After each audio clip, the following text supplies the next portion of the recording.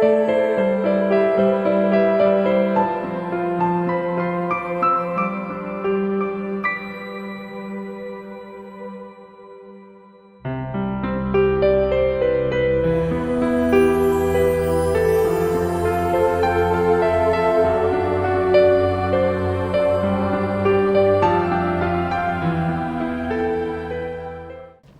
evening, friends.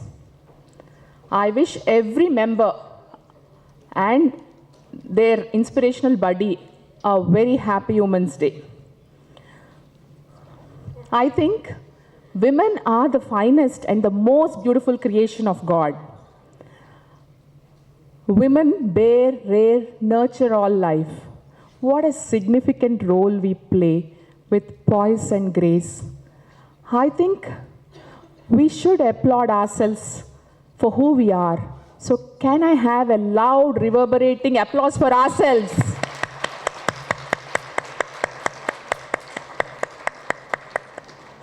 It really feels good to acknowledge ourselves once in a while.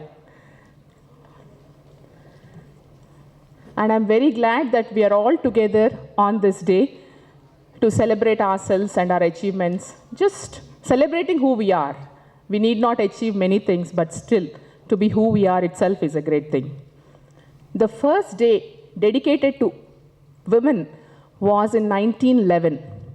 That day, all over the world, rallies happened to assert the right of the women to vote, right to work, to get them trained, and to occupy public offices. I think after 2 years later, March 8th was declared globally as International Women's Day. In 1920, I think we got our right to vote. Women got the right to vote. From then till now, we have really progressed a lot. We have taken some long strides to be who we are today. Now, we are thrust into a brave new world with a host of challenges. Margaret Thatcher said, "If we want something to be said, ask men. If we want something to be done, ask women." And I think we are our own examples in our homes for that. Today, the topic for us is Woman, Her Many Forms. She is woman. She is mother, daughter, wife, sister. She's a person. She is strong, smart, crafty. She is passionate, courageous, generous. She has several superpowers. She is action, emotion, devotion. She has hope, beauty, power. She gives you respect, love, gratitude. She nurtures you. She fights for you.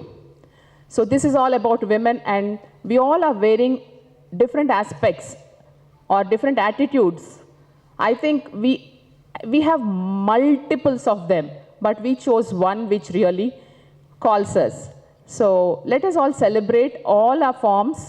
And today, amidst of us, we have two powerful, passionate women, Ms.Nina, Davuluri, Miss America, advocate by profession, and Ms.Elahe, Hiptoola, our own Hyderabadi, who is a film producer and an entrepreneur. And we also have a special guest today amongst us. One of our past national president, Ms. Namita Gautam. Give her a big welcome, and all three of them, we welcome you here.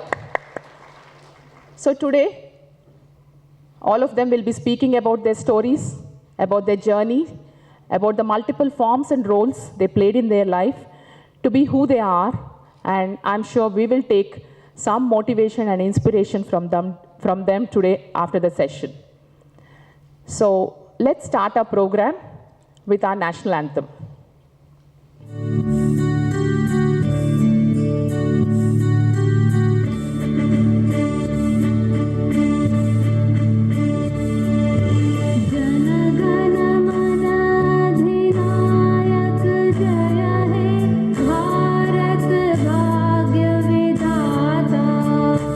Punjab Sindhu Gujarat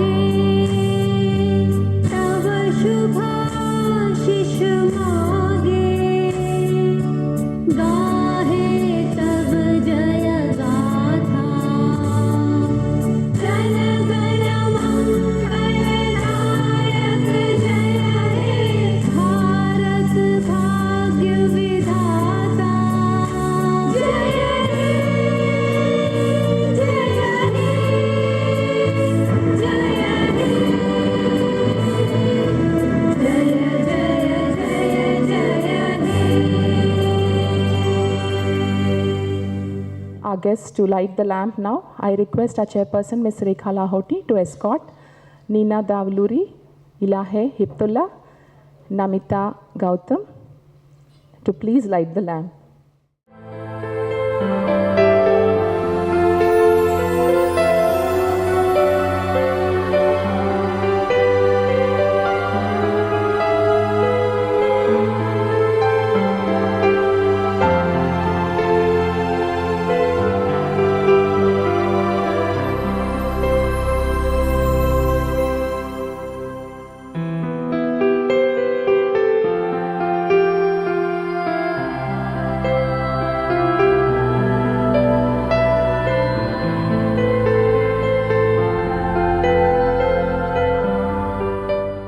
I invite YFLO chairperson, Ms. Samia Alam Khan,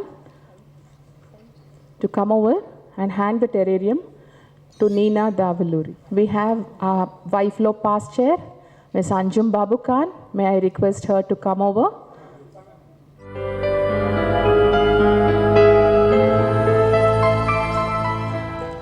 To hand over the terrarium to Ms.Elahe Hiptoola.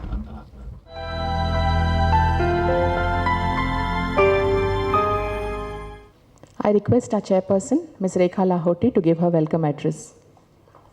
Ms.Nina Davuluri, Ms.Elahe Hiptoola, past president, Ms. Namita Gautam, past chairpersons, friends. A very good afternoon to everyone. It's my pleasure to welcome you all to a panel of speakers here. Women, her many forms. Women are born leaders. I would like to render my heartfelt gratitude to Ms. Elahe Hiptoola and Ms. Nina Davuluri for having accepted our invitation and being present here today. Would like to extend my deep felt gratitude to Mr. Salil Kadir from US Consulate, without whose help and support we wouldn't have been able to meet such a beautiful personality, Ms. Nina Davuluri, Miss America 2014. Salil is not here. Thank you, Mr. Gabriel, for being here present. Thank you so much for your support. International Women's Day is celebrated on 8th March every year to commemorate notable achievements by women across the world and set goals for empowerment and development of women in the coming years. The theme for the year 2016 is Pledge for Parity, which aims to actively reduce the gender gap in education, employment opportunities, and income potential. Let's empower women today on 8th March to be a part of our celebration. You have the power to empower. As somebody rightly said, we are spiritual beings having a human experience. It's a blessing and a great pleasure to have our national past president, Ms. Namita Gautam, here today amongst us. My association with Namita ji goes more than a decade back. When I made my foray in Ficci flow in the leadership family, since then she's been my guiding force. Thank you so much, Namita ji. I'm grateful to all the past chairs who are present here for their help and support, and would request Suma to please present a bouquet flowers to Monica Agarwal, who's present here. YFLO past chair Anjum Babu Khan. Are any more past chairs here? Arshita, I'm so glad you're here today. Arshita Navalgaria, YFLO past chair. I'm so glad to see you all with your favorites by your side. This is truly overwhelming to be with your mentor, your guide and motivator on International Women's Day. Nothing more can be more empowering than this. I would like to thank Ms. Swapna Cherukuri, she's not here, past chairperson, YFLO, for having shared this lovely idea with me. It's wonderful when family become friends, but truly overwhelming when friends become family, as in our flow family. Women have both gentleness and strength. Indian scriptures place tremendous amount of power in women. Women bring together the finest aspects of society, ability to create, the transformational ability to make a difference. She can be a strong peacemaker at home, in community, and in the society, in the world. In the fast-paced life, we need to balance our inner peace, beauty, and ethical values, and the external challenges that we face. And women have all the qualities to do so. These qualities are inherent in a woman. Today, I'm saluting the accomplishments of all the women on International Women's Day and gratitude for being the backbone of the society. Do not wait for the power to be given. Assume it. Unfortunately, most of the feminine movements in the world today are demanding rights. You have equal rights. You just have to own it. You simply have to assert yourself, and you don't have to ask somebody. It's there for you. You are a born leader. You have the potential, and you have the potential to bring in prosperity, happiness, and joy to this world. Just make this happen. Just follow the Nike slogan. Just do it. For our speakers today, I would just like to brief you about the Ficci Ladies Organization. We are the largest women's organization in Asia with more than 5,000 members. It's need an applause. And our motto is power to empower. And what a better day than today. On International Women's Day, we are celebrating the spirit of womanhood. We at Ficci Flow are doing our bit for empowering women we have had 3 initiatives this year at 3 levels. The first is at the grassroots level called Women in Transport. We have the slides working, right? Empowerment of women at the grassroots level, like the women in the slum areas, from Anganwadi, from NGOs, for the driving skills, to make sure the training is completed and to give them employment opportunities. We have many partners supporting us in this cause: Maruti Driving School, State Government of Telangana, Uber, which will definitely help us fulfill our dream of creating a safe haven for women. To provide a safe and supportive environment is getting so much challenging day by day. And hence we thought of women empowerment through this initiative by creating drivers and conductors. In Hyderabad, out of 150 women interviewed, 70 were selected, 20 completed their training, and 14 are now being given extra road classes by Maruti in the Unnati program to make them 100% employable. We have employment opportunities from Uber and 5 other schools. Women empowerment at the mid-level, which is called Swayam.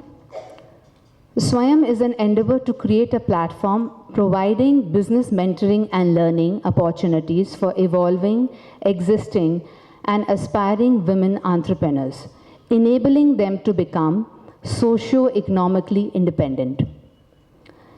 1 out of 6 applications received in Hyderabad has already is being granted 1 crore for her project, and others have received funding too. In the top level, we have Women Corporate Director. It makes us mandatory for all the listed companies to have 1/3 of the total number of directors as independent directors, and a certain class of companies to have 1 women director.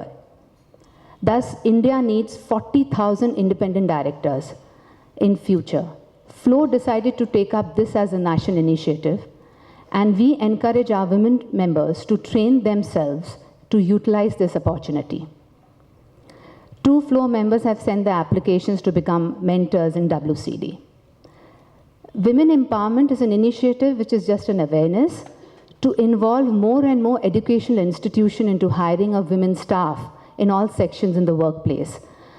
We have a model school in Gitanjali Devashray where 92% of the staff is teaching staff is women, which is showing an increase of 21%, and they are waiting for our women drivers to be inducted in their transport department. And now some of the announcements for the upcoming events. The 32nd annual general meeting of Ficci Flow is to be held in Delhi on April 7th and 8th. It's open for all members. It's a great opportunity for members to bond and network with Pan-India members. And whoever is interested, please contact the Ficci Flow office for further details. The speakers' details have not reached us. As soon as it will be, I'll share the details with you.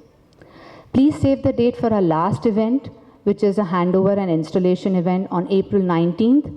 The keynote speaker will be Sadhvi Bhagwati ji from Parmarth Ashram, and with the topic of happiness, the way of life. I'm very thankful to all of you to have showered so much of love and affection throughout last year, and looking forward to your continuous support. Thank you so much. Now I would request Namita ji to please say a few words. Thank you. First of all, I must say that I'm very happy to be here. As the president of Flow in Hyderabad, we had our first interstate meet, and everybody in Delhi remember, all over India actually, people remember that Lata Reddy was the chairperson that year. So, and I can see a lot of old friends and new faces. And to Rekha, I will just say that it was a promise that I told her that in your term I will definitely come. And I'm happy that I am here. And this is one family where we really do not want any population control. So let the family grow. So, okay. So, dear friends, Oscar Wilde said, and I quote, "Women are meant to be loved, not understood." I wish Wilde was around today. He would be baffled to read the agony aunt columns of male interest magazines, which are displaying a new set of concerns and seeking answers to questions that would seem a feminist fantasy not so long ago. We find gems like, "How do I cope up with my boss? She thinks I'm no good." The classic Virginia Slim's baseline, "You have come a long way, baby," finally seems to be echoing around our country. In our boardrooms, in industries, in offices, in newsrooms of television channels, in advertising agencies, in entertainment, in banking, and even in that last male preserve, the cricket commentary. The other interesting dimension to this phenomenon is the way it has been highlighted by our media. It is amazing to see that every newspaper, magazine, or TV channel has a cover or primetime story on women. Not just on how they are happening professionally, but also on how they feel about life, about relationships, about sexuality, about marriage, about childbirth, and so on. Some have special issues on most powerful women in Indian business.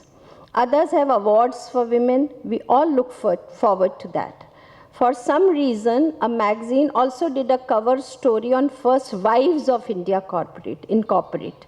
I think in a few years, we will get to see a cover that says first husbands of India Incorporate. On a more serious note, when the media highlights the emergence of women in all spheres, it plays a role that goes beyond just reporting this as news. It also helps in changing attitudes toward women and getting people to accept the fact that women have arrived. They are here to stay, and coming to terms with the fact that if you cannot handle your boss, that's your problem, not hers. Yet as we gather here today, there are points to ponder. Is this happening face of Indian womankind really a trend? And is the glorification of Indian womankind a reality that is mirrored at the grassroots in small towns and villages all across India? Or is it just a prime-time entertainment, 30 minutes of prime-time fame, or hey, let's do a story on women phenomenon? For every success story that we hear, how many are snuffed out at birth, aided by the science of sex determination and sex selection? And it's not about villages in remote parts of the country. It's also about the capital of our country, and it is also about big metros. I'm sure that today we will look at these issues with brutal honesty, so that if nothing else, we leave this place with the truth ringing in our ears. We have a distinguished panel of speakers were very eminent personalities and icons with a proven track record of intellectual integrity and professional excellence. We'd like to hear their views, the truth as they see it beyond what is politically correct. Let today not be about the perfect soundbite, let the reality bite. We are looking forward to some food for thought. The menu looks delectable, so let's enjoy. Thank you. There are few slips of papers placed on your tables. I want all of you to write some questions. Knowing the profiles of our speakers, you can write whatever questions you want. And Renu Dham will be collecting, you can give it to her. Where is Renu? Yeah, she's here. Or Praveen, both the reds. You can hand over to one of them. I now request Sangeeta Kosuru to come and give an introduction of Nina Davuluri. Very good afternoon to all the wonderful women out here. And my heart fills with joy seeing all of you here today on this beautiful special day. So wishing you all a very, very happy Women's Day to all of you. A big round of applause to all of us once again. I'm Sangeeta Kosuru, part of Ficci Flow Committee out here, managing the skill development along with my team. And I have been given the responsibility to introduce our esteemed guest today, Ms.Nina Davuluri. So I would like to start by giving a word of thanks to Ms.Nina for giving us her precious time and being with all of us to share her thoughts. And I want her to know that we are very grateful. Nina, thank you.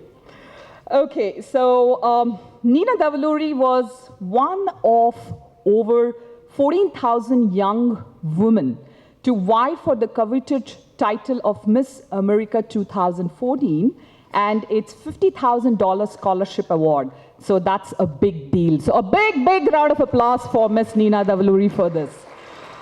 In September of 2013, Nina, a University of Michigan graduate, gained international acclaim by becoming the first contestant of Indian descent to win the Miss American competition representing the state of New York. Over the course of the Nina's year of service as Miss America, she logged approximately 250,000 miles traveling across the country to address an array of audiences on her platform, celebrating diversity through cultural competency. She has spoken with over 20 colleges and universities about cultural competency, including Yale, Duke, University of Pennsylvania, and University of Michigan. As part of our consciousness-raising efforts on behalf of diversity, Nina also launched a social media campaign, which is called Circles of Unity, to encourage constructive and civil dialogue on diversity issues. Through her social media channels, Nina asks people to share representative thoughts and stories about their experiences on how we as a nation can advance cultural awareness. During her year, she also served as the official National Goodwill Ambassador for Children's Miracle Network Hospitals, the national platform partner of the Miss America organization, visiting 12 CMN hospitals across the country, interacting with physicians, administration, patients, and families. Nina also continues to advocate for STEM education. STEM stands for science, technology, engineering, and mathematics. In addition to her direct interaction with members of Congress and Senate, she has also partnered with the Department of Education and worked alongside Secretary Ann Duncan to bring awareness to STEM-related fields. Nina continues to advocate for her platforms and currently travels across the country, working with various organizations, universities, and philanthropies that align closely with her platform and values. Ladies, that's Ms.Nina Davuluri for all of you. A big round of applause for her. Thank you, ma'am, for actually accepting our request and being here. So I would request Ms.Nina to come here today and address and share her thoughts. Thank you, Sangeeta. Before Nina takes the mic, Yes. I would request GM Marriott, Mr. Sharat Datta, to give his message. Sure. And then we'll hand over to Nina. Wonderful, wonderful. Thank you, Suma. Thank you. Ladies and the odd gentlemen scattered around the room, a very warm welcome to you to the Hyderabad Marriott Hotel and Convention Center. At the outset, on behalf of Marriott Hotels India, let me wish all of you a very happy Women's Day. This is being celebrated across all our hotels, I'm very proud to say, throughout the world actually. So it's great that we've had the opportunity to partner with Ficci, and thank you so much, Rekha, for making this happen at the hotel. I'd like to extend a very special welcome to Ms.Nina Davuluri and Ms.Elahe Hiptoola. Thank you so much for being here. This year's theme of Pledge to Parity has obviously a very strong resonance with Marriott Hotels, as 2016 for Marriott Hotels has been pledged as the year dedicated to women in leadership. Thank you. Leveraging the intrinsic strengths that women possess, Marriott India is dedicated to increasing the women workforce in the company, to maintain an inclusive work culture and encourage women to take on leadership roles.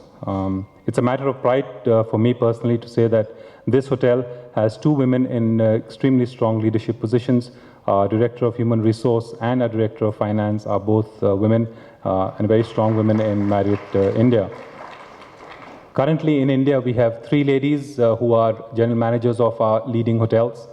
We also have many women in leadership positions above property, that is above hotels in sales, in marketing, and in PR. And as we grow as a company in India and in Asia Pacific, this number of women in leadership roles is set to grow. In fact, what we're looking at is ensuring that hotels have at least a 30% workforce of women. And we are working towards that in this hotel and in India. So it's a very exciting times for us in the future as far as women in our hotels are concerned. And having women in leadership roles is a vital part of Marriott's strategy for sustained growth and success. On that note, thank you once again, ladies, for being here. And once again, I wish you all a very happy Women's Day. Thank you. Okay, perfect. Thank you all so very much for having me and sharing your evening and Women's Day with me. It's such a pleasure and privilege to be able to interact with all of you. I want to keep my remarks very brief because I would like to keep this an interactive session. I have to say I'm also excited to hear from Elahe and have a wonderful conversation with all of you. So first, a little bit about the Miss America organization. And as you all know, I am a few years removed from that title, happily removed from that title, and hopefully you'll understand why. But one of the things that I experienced quite a bit is the stereotype and misconception that is associated with the Miss America competition. And unfortunately, what people don't see is kind of the process and the behind the scenes work that Miss America does each year. And everyone sees that one night of competition, live on ABC, ending and culminating in this moment of hysteria. And you don't see the other 364 days Miss America is actually on the ground, reaching out to classrooms, interacting with students and community members across the entire nation, from legislators to CEOs, businessmen and women, really advocating for a cause that she is passionate about. So one of the main pillars of the organization, and I think most important, really is service. Every contestant that competes is required to have a personal platform, a cause that they choose to champion for what we call our year of service. And so naturally mine was celebrating diversity through cultural competency. I grew up with a lot of stereotypes and misconceptions about the Indian culture. Although I was born in Syracuse, New York, my grandparents, raised me in Vijayawada, right around the corner, for about 2.5 years. So my first spoken language was Telugu, and I came back to the United States when I was about 4 years old, and my family lived in Oklahoma at the time. And growing up, I was the only Indian girl in my classes for several years. I was often asked many common questions like if I was going to have an arranged marriage, do you worship cows? What does the red dot mean? Oh my, you smell like curry. Right, exactly. And so many of these remarks weren't necessarily meant to be malicious, but really simply due to the fact of ignorance. Similar stereotypes followed me to Michigan. My family moved there when I was 10. I went to middle school, high school, college there.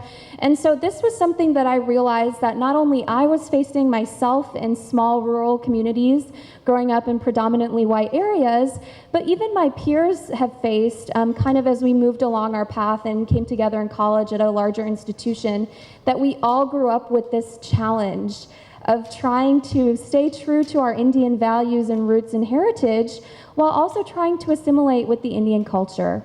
And so majority of my talks when I speak with colleges and universities, I have to say I'm proud to add Harvard and Princeton and Stanford and now IIT Bombay and Hyderabad on that list, which I was very excited about. Many of those conversations really surround this stigma and stereotype of how do we communicate with our parents' generation and this idea of assimilation and what that means. And so that's been a large piece of the work and advocacy work that I've done. I can obviously continue to talk about that in a greater detail in terms of policy. But the other side of that equation is also STEM education. And this was something that was kind of a secondary platform. The organization itself, Miss America is actually one of the largest scholarship providers for young women across the country. And I have to say my parents were generous enough to offer to pay for my education. But I wanted to find a way that I could also contribute, and this was also the way I sold them on competing, I have to say, the entrepreneur in me. And so one of my friends told me about the organization and kind of the scholarship component of it, but also promoting the well-rounded young woman. I had a talent. I grew up a classically trained Bharatanatyam Kuchipudi dancer. Indian dance became a huge part of my identity. I was always a leader in my community and viewed as a leader, and speaking came naturally to me. And so she said, I really think you should do this. And I said, okay, I'll give it a shot if you do it. And needless to say, we all know how this story ends. But through my time competing, I've earned a little over $92,000 in scholarship money. And that's not a check they wrote to me. It was obviously paid directly to my institution. Fortunate enough to graduate debt-free, and I have about $62,000 left to put towards my master's degree when I choose to pursue that. So it has been a great resource to obviously not only pay for my education, but also give me a platform and a voice. And one of the reasons why I'm here is to actually use that voice to spark change.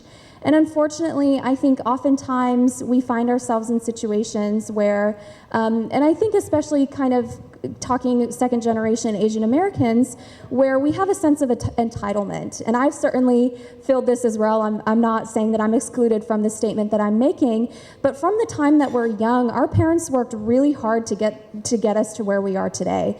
And that sense of entitlement that we were given so much from the time that we were young, is a very different mentality than to actually go out and work hard for something. And I feel like as a generation, we've kind of fallen behind, and that's so important that we have young people speaking about how it's important to give back to a community that has given us so much. And so through that, I really formed this partnership with the U.S. Department of State, worked with them over about 2.5 years now, and this India trip has literally been almost a year in the making. So I can't say how excited I am to be here in the right capacity, because I really wanted my voice to be able to reach a group of people who are really involved with social change. And one of those campaigns that I'm working on is education for women, but also education for the girl child. I'm sure many of you have heard, and I hope many of you have heard of Girl Rising, which has been a campaign that's been launched. Also, obviously, the Prime Minister's office has launched a campaign as well surrounding education of the girl child. And so coming here, and really I talk a lot about, this is the last thing I'll say, to wrap up quickly, a lot of people ask me to talk about the American dream and my journey and my story, but what I really wanted to focus on was how much India has played in shaping that American dream. Because I will say time and time again that I am solely here because of the women in my family. And I truly mean that. My grandmother started, thank you. My grandmother was the first in her family to be educated, to have a degree. Because of that, she acquired a school as a nursery school and has now grown into a college and degree-granting university. And from there, my mother was educated and had the opportunities that she had, and then obviously passed those values on to her two daughters. And so this, for me, has been something that I feel so passionately about, that every child, every young girl in India deserves that chance to shape her own story. And so that's really why I'm here. That's why I wanted to partner on the official capacity of being here and work with the right group of people. And all of you are here for very similar reasons. So I'm looking forward to a great conversation. Her mother is right here. Ma'am, we would like to acknowledge you. She deserves a round of applause. Thank you so much. I would request Sudha to please come and introduce Elahe. Are you having a nice time? Can we have some energy? More energy?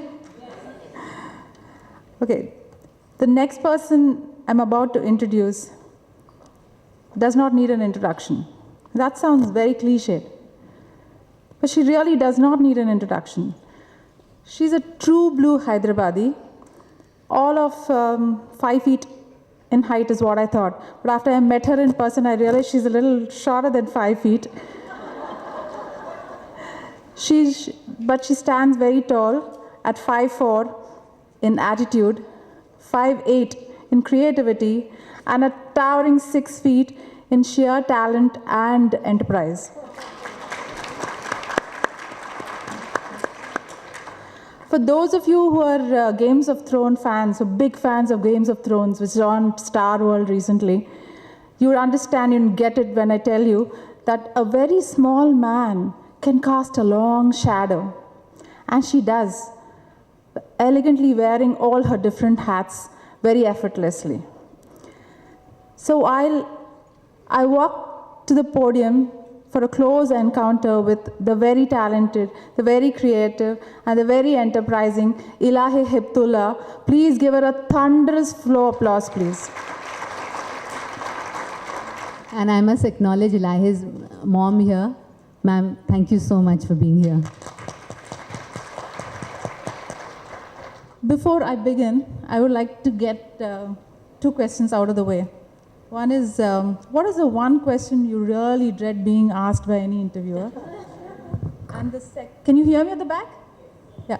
And the second question is, what is the one question you really so wish that someone asks you? Okay, so before I begin, happy Women's Day to all of us and all of the men scattered around the room, as we were pointed out earlier this evening. Thank you all for being here. When I was asked to talk on Women's Day, by the way, I'm very busy in Hyderabad because I go to many events. I am, one woman in Hyderabad that is required to talk at various places, like a party hopping event for me. But when Rekha asked me and said, talk about your life's journey, I was like, मैं हैदराबादी हूँ, ये audience के लोग मेरे दोस्त हैं या दोस्तों के दोस्त हैं. So there's no way they don't know anything about me. So let's do something different. So we decided to do this question and answer. And I was asked to bring a mentor, someone who I've looked up to. So of course I got my mother. And you can know how focused she only came in for my event. She came late and came just when I started talking. So that's just a focus on her daughter that my mother keeps. So to come back to the questions at hand, the one question that I dread being asked, why are you not married? Why are you still single? Would you like to answer that? How? To say, I'm happy. The married women don't know what they're missing. So I very sweetly turn it back and say, aap dhoondo na kisi ko. So immediately put the onus back on the person who's asking and say, aap dhoond lo, main shaadi kar leti hu. So, no, for me, marriage, well, I've been there, done that. I was married once, so it's checked in the, things to do. Married, yes. Divorced, yes. Now let's move on. So there are other things to achieve, and those 2 boxes have been ticked happily in my life. So that's it. I was happily married, now I'm happily divorced, and I move on. And the second question was what I would like to be asked. I would probably like to be asked whether did I ever stand at a disadvantage in what I did? either with my gender or with my height, as I was pointed out earlier, or, sometimes now this whole religion is a big thing. But genuinely not, and I don't say this in a cliched manner because I don't do cliches, among the other things that I do, is, when we were being brought up, when they said that our parents did not differentiate between girl and boy, I didn't realize until very late in life what a huge privilege that was. We were an anomaly of a family. ऐसा नहीं था कि सब अपन ऐसी बोलते ना बच्चे में फ़र्क नहीं जानते, सही भी मेरे घर में नहीं जानते थे, So for example, when we were growing up,